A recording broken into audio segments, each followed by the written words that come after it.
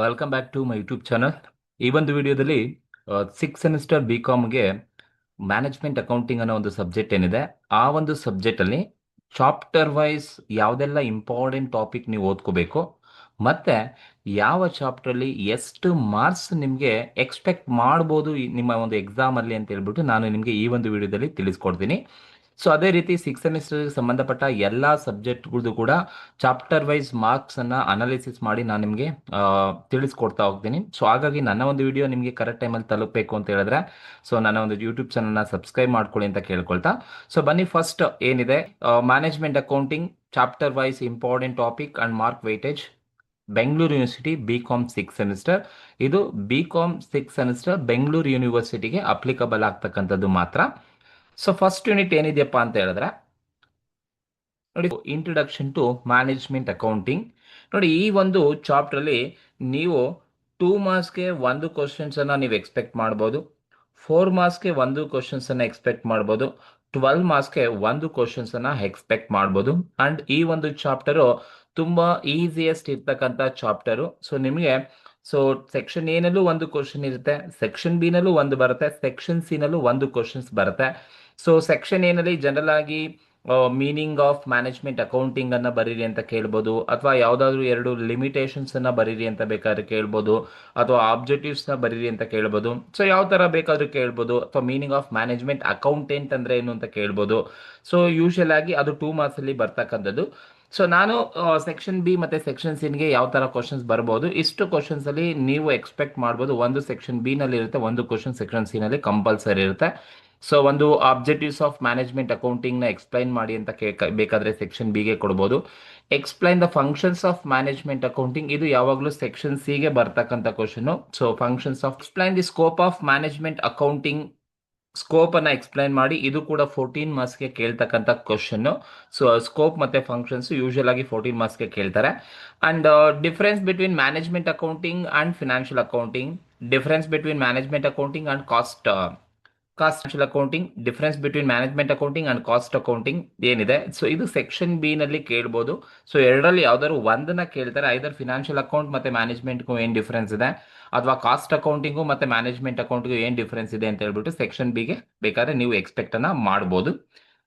And last question ನಿಮಗೆ ಏನ್ ಕೇಳ್ಬೋದು ಅಂದ್ರೆ, ಜನರಲ್ ಆಗಿ explain the role and functions of management accountant. ನೋಡಿ, ರೋಲ್ ಅಥವಾ ಡ್ಯೂಟೀಸ್ ಅಥವಾ ಫಂಕ್ಷನ್ಸ್ ಆಫ್ ಮ್ಯಾನೇಜ್ಮೆಂಟ್ ಅಕೌಂಟೆಂಟ್ ನ ಡ್ಯೂಟೀಸ್ ಏನು ಅಥವಾ ಅವರ ಒಂದು ಫಂಕ್ಷನ್ಸ್ ಏನು ಎಕ್ಸ್ಪ್ಲೈನ್ ಮಾಡಿ ಅಂತ ಹೇಳ್ಬಿಟ್ಟು ಒಂದು ಕ್ವಶನ್ಸ್ ಅನ್ನ ಸೆಕ್ಷನ್ ಸಿಗೆ ಕೇಳ್ಬೋದು. ನೋಡಿ, ಮ್ಯಾನೇಜ್ಮೆಂಟ್ ಅಕೌಂಟಿಂಗ್ ಏನ್ ಫಂಕ್ಷನ್ ಮಾಡುತ್ತೆ, ಅದೇ ಫಂಕ್ಷನ್ಸ್ ಅನ್ನ ಮ್ಯಾನೇಜ್ಮೆಂಟ್ ಅಕೌಂಟೆಂಟ್ ಕೂಡ ಪರ್ಫಾರ್ಮ್ ಮಾಡ್ತಕ್ಕಂಥದ್ದು. ಅದೇ ಆನ್ಸರ್ಸ್ ಅನ್ನ ನೀವು ಓದ್ಕೊಂಡಿದ್ರೆ ಅದೇ ಆನ್ಸರ್ಸ್ ಅನ್ನ ಬರೀಬೇಕಾಗುತ್ತೆ. ಬಟ್ ಸಪರೇಟ್ ಆಗಿ ಅವ್ರದ ಒಂದು ರೋಲ್ ಅಥವಾ ಡ್ಯೂಟೀಸ್ ಕೇಳಿದ್ರೆ ಅದನ್ನ ನೀವು ಬರೀಬೇಕಾಗುತ್ತೆ. ಇದು ಫಸ್ಟ್ ಯೂನಿಟ್ ಅಲ್ಲಿ ಇರ್ತಕ್ಕಂಥದ್ದು. ಒಂದು ಕಂಪಲ್ಸರಿ ಸೆಕ್ಷನ್ ಸಿಗೆ ಬರುತ್ತೆ 12 ಮಾರ್ಕ್ಸ್, ಒಂದು ಕ್ವಶನ್ ಸೆಕ್ಷನ್ ಬಿ ನಲ್ಲಿ ಇರುತ್ತೆ, ಮಿನಿಮಮ್ ಒಂದು ಕ್ವಶನ್ ಸೆಕ್ಷನ್ ಎ ಅಥವಾ 2 ಕ್ವಶನ್ ಬೇಕಾದ್ರೂ ಕೇಳ್ಬೋದು, ಬಟ್ ಒಂದು ಕ್ವಶನ್ ಕಂಪಲ್ಸರಿ ಇರುತ್ತೆ. ಮ್ಯಾನೇಜ್ಮೆಂಟ್ ಅಕೌಂಟಿಂಗ್ ಅಂದ್ರೇನು, ಮ್ಯಾನೇಜ್ಮೆಂಟ್ ಅಕೌಂಟೆಂಟ್ ಅಂದ್ರೇನು, ಲಿಮಿಟೇಷನ್ಸ್ ಅನ್ನ ಬರೀರಿ ಅಂತ ಕೇಳ್ಬೋದು, ಅಥವಾ ಯಾವ್ದಾದ್ರು 2 ಡಿಫರೆನ್ಸ್ ಅನ್ನ ಬರೀರಿ ಅಂತ 2 ಮಾರ್ಕ್ಸ್ ಅಲ್ಲಿ ಬೇಕಾದ್ರೆ ಕೇಳ್ಬೋದು. ಇದು first unit introduction to management accounting ಅಲ್ಲಿ ಬರ್ತಕ್ಕಂಥದ್ದು. ಅಂಡ್ ಸೆಕೆಂಡ್ ಯೂನಿಟ್ ಬಂದು module number 2, financial statement analysis and interpretations ಅಂತ ಯೂನಿಟ್ ಇರ್ತಕ್ಕಂಥದ್ದು. ಈ ಒಂದು ಚಾಪ್ಟರ್ ಅಷ್ಟೇ. ನೀವು 2 ಮಾರ್ಕ್ಸ್ಗೆ ಒಂದು ಈ ಒಂದು ಚಾಪ್ಟರ್ಲಿ ನೀವು 2 ಮಾರ್ಕ್ಸ್ಗೆ ನನ್ನ ಪ್ರಕಾರ 2 ಕ್ವಶನ್ ಅಥವಾ 2 ಅಥವಾ 3 ಕ್ವಶನ್ಸ್ ಅನ್ನ ನೀವು 2 ಮಾರ್ಕ್ಸ್ಗೆ ಎಕ್ಸ್ಪೆಕ್ಟ್ ಮಾಡ್ಬೋದು.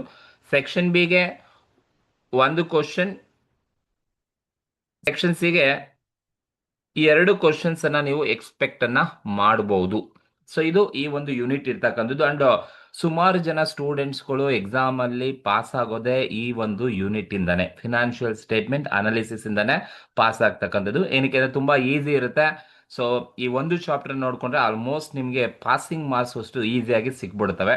ಹಾಗಾಗಿ ಇಲ್ಲಿ ನೀವು at least meaning of financial statement ಅಂದ್ರೆ ಏನು, ಅದು 2 ಮಾರ್ಕ್ಸ್ಗೆ ಬರ್ತಕ್ಕಂಥದ್ದು. Financial statement meaning of financial statement analysis ಅಂದ್ರೆ ಏನು, ಅಥವಾ ಮೀನಿಂಗ್ ಆಫ್ ಇಂಟರ್ಪ್ರಿಟೇಷನ್ಸ್ ಅಂದ್ರೆ ಏನು, ಅಥವಾ mention the methods are tools R financial statement analysis ಅನ್ನ ಮಾಡ್ಲಿಕ್ಕೆ ಇರ್ತಕ್ಕಂಥ ಟೆಕ್ನಿಕ್ಸ್ ಟೂಲ್ಸ್ ಅನ್ನ ಮೆನ್ಷನ್ ಮಾಡಿ ಅಂತ ಬೇಕಾದ್ರೆ ಕೇಳ್ಬೋದು.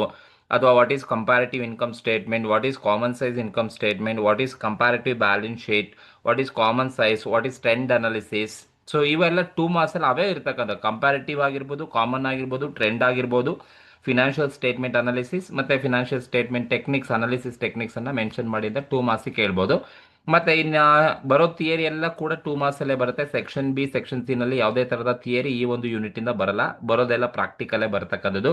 ಆ ಪ್ರಾಕ್ಟಿಕಲ್ ಅಲ್ಲಿ ನೋಡಿ, problems on comparative income statement, problems on common size income statement. So ಇವೆರಡರಲ್ಲಿ ಒಂದು ಪ್ರಾಬ್ಲಮ್ ಸೆಕ್ಷನ್ ಬಿಗೆ ಇದ್ದೇ ಇರುತ್ತೆ. Either income statement, either common size income statement, either comparative income statement, ಎರಡರಲ್ಲಿ ಒಂದು ಕ್ವಶನ್ ಸೆಕ್ಷನ್ ಬಿ ನಲ್ಲಿ ಇರುತ್ತೆ. ಅಂಡ್ ಅವೆರಡು ಕೇಳಿಲ್ಲ ಅಂತ ಹೇಳಿದ್ರೆ ಅದು ದೆನ್ ಅದರ ಜೊತೆಗೆ ಇನ್ ಕೇಸ್ ಅವರು ಟ್ರೆಂಡ್ ರೇಷಿಯೋಸ್ ಅನ್ನ ಕ್ಯಾಲ್ಕುಲೇಟ್ ಮಾಡಿ ಅಂತ ಸೆಕ್ಷನ್ ಬಿಗ್ ಬೇಕಾದ್ರೂ ಕೇಳ್ಬೋದು, ಸೆಕ್ಷನ್ ಸಿಗ್ ಬೇಕಾದ್ರೂ ಕೇಳ್ಬೋದು. ಯಾಕಂದ್ರೆ ಮಿನಿಮಮ್ ನಾನು ಒಂದು ಕ್ವಶನ್ ಸೆಕ್ಷನ್ ಬಿ ನಲ್ಲಿ ಹೇಳಿದ್ದೀನಿ. ಸೊ 2 ಕ್ವಶನ್ಸ್ ನಿಮಗೆ ಬರ್ತಕ್ಕಂಥ ಚಾನ್ಸಸ್ ಸೆಕ್ಷನ್ ಬಿ ನಲ್ಲೂ ಇರುತ್ತೆ. ಏಕೆಂದ್ರೆ ಕ್ವಶನ್ ನಂಬರ್ 11 ಎ ಬಿ ಅಂತ ಏನಾದರೂ ಮಾಡಿದ್ರೆ ಅಲ್ಲಿ ನಿಮಗೆ ಯಾವ್ದಾದ್ರು ಒಂದು ಕ್ವಶನ್ಸ್ ಅನ್ನ ಆಡ್ ಮಾಡ್ತಕ್ಕಂಥ ಚಾನ್ಸಸ್ ಇರುತ್ತೆ.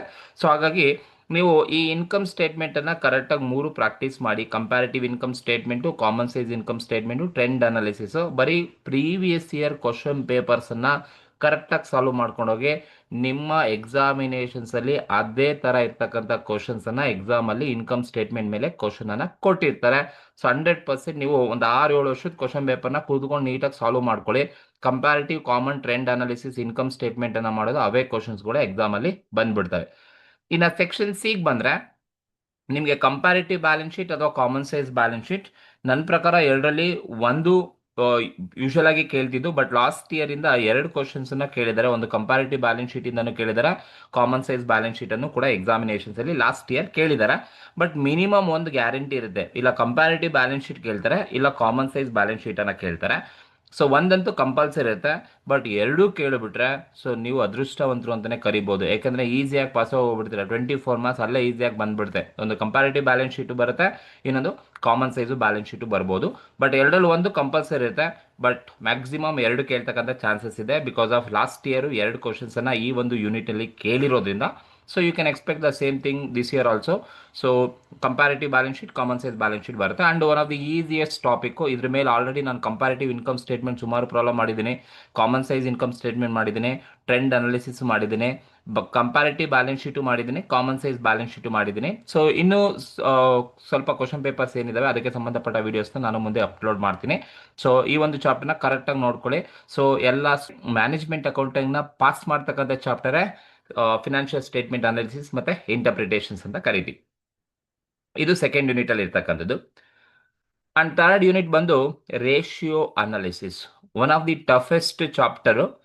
ಬಟ್ ನಿಮಗೆ ರೇಷಿಯೋ ಫಾರ್ಮುಲಾ ಕರೆಕ್ಟಾಗಿ ತಿಳ್ಕೊಂಡಿದ್ರೆ, ಸ್ವಲ್ಪ ಅನಲೈಸ್ ಮಾಡೋ ಸ್ಕಿಲ್ಸ್ ಇದೆ ಅಂತ ಹೇಳಿದ್ರೆ ನೀವು ಈಸಿಯಾಗಿ ಇದನ್ನ ಆನ್ಸರ್ಸ್ ಅನ್ನ ಮಾಡ್ಬೋದು. ಸೊ ಈ ಒಂದು ರೇಷಿಯೋ ಅನಾಲಿಸಿಸ್ ಚಾಪ್ಟರ್ ಏನಿದೆ, ಸೊ ಇದರಲ್ಲೂ ಅಷ್ಟೇ ನೀವೆಷ್ಟು ಮಾರ್ಕ್ಸ್ ಅನ್ನ ಎಕ್ಸ್ಪೆಕ್ಟ್ ಮಾಡ್ಬೋದಪ್ಪ ಅಂತ ಹೇಳಿದ್ರೆ, ಈ ಒಂದು ಚಾಪ್ಟರ್ ಅಲ್ಲಿ ನೀವೇನು ಎಕ್ಸ್ಪೆಕ್ಟ್ ಮಾಡೋದು ಅಂದ್ರೆ 2 ಮಾರ್ಕ್ಸ್ಗೆ ಒಂದು ಕ್ವಶನ್ ಥಿಯರಿ ಇರುತ್ತೆ. ಅಂದ್ರೆ ಮೀನಿಂಗ್ ಆಫ್ ರೇಷಿಯೋ ಅನಾಲಿಸಿಸ್, ಅಥವಾ give the meaning of ratio, ಅಥವಾ ನೇಮ್ ಎನಿ ಟೂ ಏನು ಲಿಕ್ವಿಡಿಟಿ ರೇಷಿಯೋಸ್ ಅನ್ನ ಮೆನ್ಷನ್ ಮಾಡಿ, ಅಥವಾ ಸಾಲ್ವೆನ್ಸಿ ರೇಷಿಯೋಸ್ ಅನ್ನ ಕೊಡಿ, ಅಥವಾ mention any two balance sheet ratios ಬರೀರಿ, ಟರ್ನ್ ಓವರ್ ರೇಷಿಯೋಸ್ ಅನ್ನ ಬರೀರಿ, ಅಥವಾ ಪ್ರಾಫಿಟಬಿಲಿಟಿ ರೇಷಿಯೋಸ್ ಅನ್ನ ಬರೀರಿ. ಯಾವುದೋ ಒಂದು 2 ಮಾರ್ಕ್ಸ್ ಕೇಳ್ಬೋದು. ಅಥವಾ what are the uses of ratio analysis ಅನ್ನ ಮೆನ್ಷನ್ ಮಾಡಿ ಅಂತ 2 ಮಾರ್ಕ್ಸ್ ಕೇಳ್ಬೋದು. ಒಂದು ಕ್ವಶನ್ ಥಿಯರಿ. ಮ್ಯಾಕ್ಸಿಮಮ್ ನೀವು 2 ಕ್ವಶನ್ ಪ್ರಾಕ್ಟಿಕಲ್ ಕ್ವಶನ್ಸ್ ಅನ್ನ ನೀವು ರೇಷಿಯೋ ಅನಾಲಿಸಿಸ್ ಅಲ್ಲಿ ಎಕ್ಸ್ಪೆಕ್ಟ್ ಅನ್ನ ಮಾಡ್ಬೋದು. ಅಂದ್ರೆ COGS ಅನ್ನ, ಅಂದ್ರೆ ಸೇಲ್ಸ್ ಅನ್ನ ಫೈಂಡ್ ಔಟ್ ಮಾಡೋದಾಗಿರ್ಬೋದು, ಕರೆಂಟ್ ಅಸೆಟ್, ಕರೆಂಟ್ ಲಯಬಿಲಿಟಿನ ಫೈಂಡ್ ಔಟ್ ಮಾಡೋದಾಗಿರ್ಬೋದು. ಸೊ ಸಿಂಪಲ್ ಆಗಿರ್ತಕ್ಕಂಥ 2 ಮಾರ್ಕ್ಸ್ ಕ್ವಶನ್ ಪೇಪರ್ ಅಲ್ಲಿ ಏನ್ ಬಂದಿದ್ದಿಲ್ಲಪ್ಪ, ನೀವು ಬರೀ ಕ್ವಶನ್ ಪೇಪರ್ ಆಗಿರೋ 2 ಮಾರ್ಕ್ಸ್ ಅನ್ನ ರೇಷಿಯೋ ಅನಾಲಿಸಿಸ್ ರಿಲೇಟೆಡ್ ಸಾಲ್ವ್ ಮಾಡ್ಕೊಳ್ಳಿ. ನೀವು ಮಿನಿಮಮ್ ಒಂದು ಕ್ವಶನ್, ಮ್ಯಾಕ್ಸಿಮಮ್ 2 ಕ್ವಶನ್ ನಿಮಗೆ 2 ಮಾರ್ಕ್ಸ್ ಅಲ್ಲಿ ಬರ್ತಕ್ಕಂಥದ್ದು ಅವೇ ಕ್ವಶನ್ನೇ ಬರ್ತವೆ. ಸೊ ನಾನು ratio analysis 2 marks related problems ಅನ್ನ ಸಾಲ್ವ್ ಮಾಡಿ ಕ್ವಶನ್ ಪೇಪರ್ ಅನ್ನ ಮುಂದಿನ ವಿಡಿಯೋದಲ್ಲಿ ಅಪ್ಲೋಡ್ ಮಾಡ್ತೀನಿ. ಅಷ್ಟು ಕ್ವಶನ್ಸ್ ಅನ್ನ ಕರೆಕ್ಟಾಗಿ ನೋಡ್ಕೊಳ್ಳಿ, ನಿಮ್ಗೆ ಅವೇ ಕ್ವಶನ್ ಎಕ್ಸಾಮ್ ಅಲ್ಲಿ 2 ಮಾರ್ಕ್ಸ್ ಅಲ್ಲಿ ಸಿಗುತ್ತೆ. ಸೊ ಹಾಗಾಗಿ ಈ 3 question maximum, but minimum 2 question compulsory ratio analysis 2 marks ಅಲ್ಲಿ ಇರುತ್ತೆ.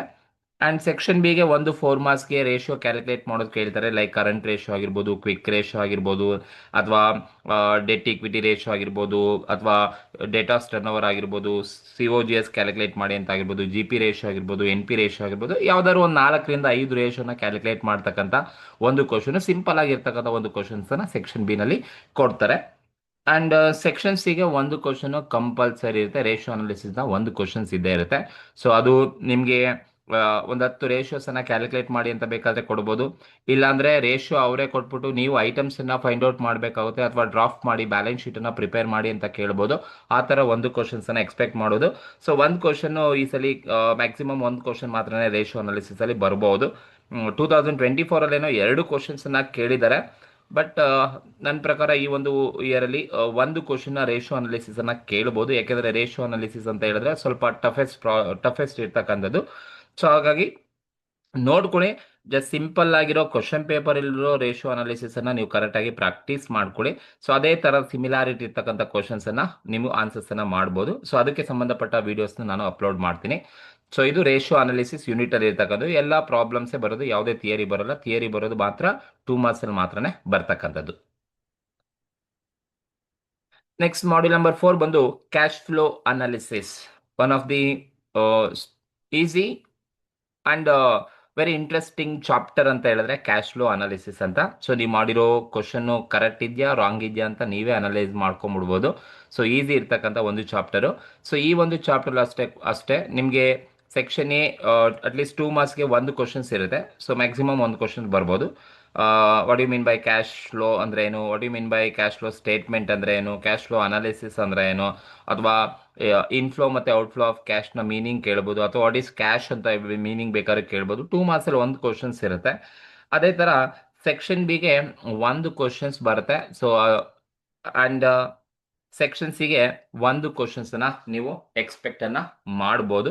ಜಸ್ಟ್ ಲೈಕ್ 2 ಮಾರ್ಕ್ಸಿಗೆ ಬರೋದು meaning of cash flow statement ಅಂದರೆ ಏನು, ಅಥವಾ ಏನು ಇನ್ಫ್ಲೋ ಆಫ್ ಕ್ಯಾಶ್ ಫ್ಲೋ ಅಂದರೆ ಏನು ಅಂತ ಬೇಕಾದ್ರೆ 2 ಮಾರ್ಕ್ಸಲ್ಲಿ ಕೇಳ್ಬೋದು.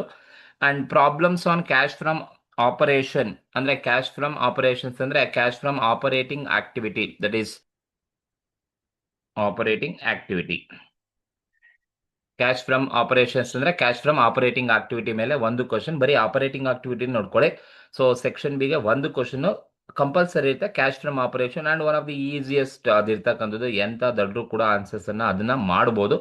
ಸೊ ಬರೀ ಕ್ವಶನ್ ಪೇಪರ್ ಆಗಿರೋ ಓದ್ಕೊಳ್ಳಿ, ಅವೇ ಕ್ವಶನ್ನ ಕ್ಯಾಶ್ ಫ್ರಮ್ ಆಪರೇಟಿಂಗಲ್ಲಿ ಕೇಳ್ತಾರೆ. ಒಂದು ಸೆಕ್ಷನ್ ಬಿಗೆ ಬರೋದು ಅದೊಂದೇ ಕ್ವಶನು.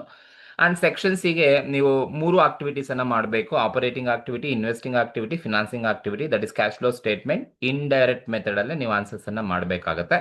ಸೊ ನಿಮ್ಗಿರೋದೇ ಇಂಡೈರೆಕ್ಟ್ ಮೆಥಡ್ ಸಿಲೆಬಸ್ ಪ್ರಕಾರ, ಹಾಗಾಗಿ ಕ್ಯಾಶ್ ಫ್ಲೋ ಸ್ಟೇಟ್ಮೆಂಟು ಕೂಡ ನಿಮಗೆ ಬರುತ್ತೆ. ಸೊ ಆ ಒಂದು ಸ್ವಲ್ಪ ಟ್ರಿಕಿ ಅನ್ನಿಸ್ಬೋದು ಕ್ವಶನ್ನು, ಬಟ್ ಕರೆಕ್ಟಾಗಿ ಅರ್ಥ ಮಾಡಿಕೊಂಡು ಆನ್ಸರ್ಸನ್ನು ಮಾಡಿದ್ರೆ ನಿಮಗೆ ಈಸಿ ಆಗ್ತಾ ಹೋಗುತ್ತೆ. ಸೊ ಇದು ಕ್ಯಾಶ್ ಫ್ಲೋ ಸ್ಟೇಟ್ಮೆಂಟಲ್ಲಿ ಒಂದು ಸೆಕ್ಷನ್ ಬಿಗೆ ಬರುತ್ತೆ, ಒಂದು ಸೆಕ್ಷನ್ ಹೇಗಿರುತ್ತೆ, ಒಂದು ಕ್ವಶನು ಸೆಕ್ಷನ್ ಸಿಗಿರುತ್ತೆ. ಸೊ ಹಾಗಾಗಿ ಈ ಒಂದು ಚಾಪ್ಟರ್ನ ಸ್ವಲ್ಪ ಜಾಸ್ತಿ ಟೈಮ್ ಕನ್ಸ್ಯೂಮ್ ಮಾಡುತ್ತೆ, ಫಸ್ಟಿಂದನೇ ಓದ್ಕೊಳ್ತಾ ಹೋಗಿ. ಸೊ ಈ ಒಂದು ಚಾಪ್ಟರು ನಿಮಗೆ ಪ್ರಾಕ್ಟೀಸ್ ಮಾಡಿದಾಗ ನಿಮಗೆ ಈಸಿ ಆಗ್ತಾ ಹೋಗ್ತಾ ಇರುತ್ತೆ. ಪ್ರಾಕ್ಟೀಸ್ ಮಾಡಲಿಲ್ಲ ಅಂತ ಹೇಳಿದ್ರೆ ತುಂಬಾ ಕಷ್ಟ ಇರುತ್ತೆ, ಕ್ಯಾಶ್ ಫ್ಲೋ ಅನಾಲಿಸಿಸನ್ನು ಮಾಡಲಿಕ್ಕೆ ಆಗೋದಿಲ್ಲ. ಸೆಕ್ಷನ್ ಬಿ ಮಾಡ್ಬೋದು. ಸೊ ಸೆಕ್ಷನ್ ಬಿ ನೀವು ಒಂದ್ಸಲಿ ಜಸ್ಟ್ ರಫ್ ಆಗಿ ನೋಡಿಕೊಂಡು ಕೂಡ ನೀವು ಆನ್ಸರ್ಸ್ ಮಾಡ್ತೀರಾ, ಬಟ್ ಸೆಕ್ಷನ್ ಸಿಗೆ ಡೀಟೇಲ್ ಆಗಿ ನೀವು ಓದ್ಕೊಳ್ಳೇಬೇಕಾಗುತ್ತೆ. ಸೊ ಇದು ಒಂದು ಕ್ವಶನ್ ಇರೋದು. ಟೋಟಲ್ ನಿಮಗೆ ಒಂದು 18 to 20 ಮಾರ್ಕ್ಸ್ ನಿಮಗೆ ಕ್ಯಾಶ್ ಫ್ಲೋ ಅನಾಲಿಸಿಸಲ್ಲಿ ಸಿಗ್ತಕ್ಕಂಥದ್ದು. ಆ್ಯಂಡ್ ಲಾಸ್ಟ್ ಯೂನಿಟ್ ಬಂದು management audit and reports on management ಅಂತ ಕರಿತೀವಿ.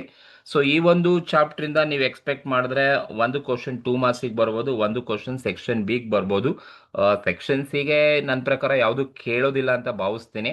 ಸೊ ನಿಮ್ಗೆ ಆಲ್ರೆಡಿ ಮೊದಲ 4 ಚಾಪ್ಟರ್ ಓದ್ಕೊಂಡ್ರೆ ನಿಮ್ಗೆ ಅಲ್ಲೇ ಆಲ್ಮೋಸ್ಟ್ ನೀವು 4 ಕೂಡ ಬರೆದಿರ್ತೀರ, ಸಮ್ಟೈಮ್ 5 ಕೂಡ ನೀವು ಆನ್ಸರ್ಸನ್ನು ಅದರಲ್ಲೇ ಬರಿಬೋದು.